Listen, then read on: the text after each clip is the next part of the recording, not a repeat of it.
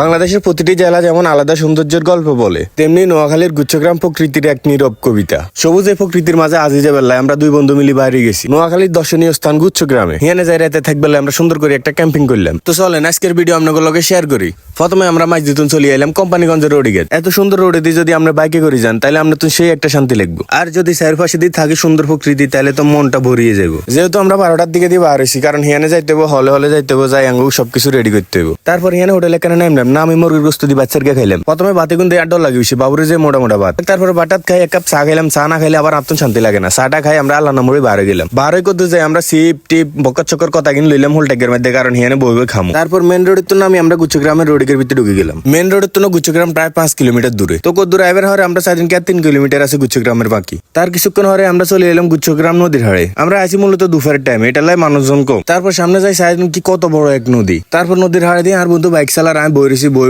নদীর ফাড়ে দিয়ে সকল সাইড নদীর মাঝখানে মই রেঞ্চি সাইদিন কি বড় তো জাহাজ একটা গিয়ে। আর নদীর হাড়ে দিয়ে সাইদিন ছোট ছোট নৌকাগল খাড়াই রয়েছে। হানি কমাইবার কারণে নৌকা কিনে এনে খাড়াই রয়েছে। হানি বেশি হলে জোয়ারের লগে আবার নৌকা কিনে বাসি চলে যাবে। তারপর আমরা মেন জায়গা চলে আসি, যে জায়গাতে আমরা ক্যাম্পিং করুম। সেই জায়গা ঢুকতে সাইদিন সারিবদ্ধ নারকেল গাছ সকল খাড়াই রয়েছে। লম্বা লম্বা সারিবদ্ধ নারকেল গাছ এখন দিয়ে মনে হয় যে হাতের আকাশের লগে কথা কয়। বাতাসের লগে নারকেল গাছের পাতার মৃদু শব্দ আর পাশে দিয়ে বয়ে চলা নদীর শান্ত স্রোত, সবকিছু মিলে এই জায়গার পরিবেশ ছিল একদম মনোমুগ্ধকর। তারপরে আমরা ক্যাম্পিং করবে রেডি করতেছি সবকিছু এনে। প্রথমে খাড়া খাড়া নারকেল গাছ সকলের লগে হেমাক গানটা সুন্দর করে বান্ধি লইলাম। নদীর পাশে হেমাকার তাবু বাঁধলাম, যেন নদীর বয়ে যাওয়া বাতাস সাঙ্গ গায়ে লাগে আমরা একটু ফিল লইতে পারি। প্রথমবারের মতো এই খোলা আকাশের নিচে নদীর পাশে বসি ক্যাম্পিং করার অভিজ্ঞতা ছিল আমার এই প্রথম। চারপাশে ছিল সবুজ আর ফাঁকির ডাক নদীর জলছবি। আশেপাশে নাই কোনো গাড়ির হর্ন, শুধু প্রকৃতি আর আমরা দুই বন্ধু। সবকিছু মিলে যেন অন্যরকম এক ভালো লাগা। অবশেষে তাবু আর হেমাক ভাঙা আঙ্গ শেষ। তারপর আমি হেমাকের মধ্যে বই চিন্তা করি যে আরবার এনে মানবনি। হরে হেমাকের মধ্যে হুতি কতন প্রকৃতির ফিল লইলাম। তারপর হেমাকের মধ্যে হুতি কোকা ভিডিও টিডিও করলাম আমন করে পরবর্তীতে দেখানেন লাই। মনের ভিতরে তো একবার ফিল করেন সে ফাঁসে দিন নদী লগে দিয়ে আপনি তাবুটা নাই হেমাকের মধ্যে হুতি রয়েছেন। আসলে এই ফিলটা বোঝানোর মতো না। এদিন নারকেল গাছগুলোর কারণে বেশিরভাগ এই প্রকৃতিকে ফুটে উঠছে। হেমাকের মধ্যে হুতি নদীর ফিলটা লইলাম। জীবনের সেরা শান্তি মনে এনে হয়েছে। মেলাক্ষণ হেমাকের ফিল লেবার হরে আবার আসি তাবুর ভিতরে ফিল লেবার লাই। তাবুর ভিতরে হাঁদা গেছে, হাঁদা শুইবার হরে সে একটা শান্তি লাগছে। তারপর আয়তার সময় আমরা যে সিপ টিপ বক্কর চক্কর এগিয়ে আনছি, এগিন বইবে আমরা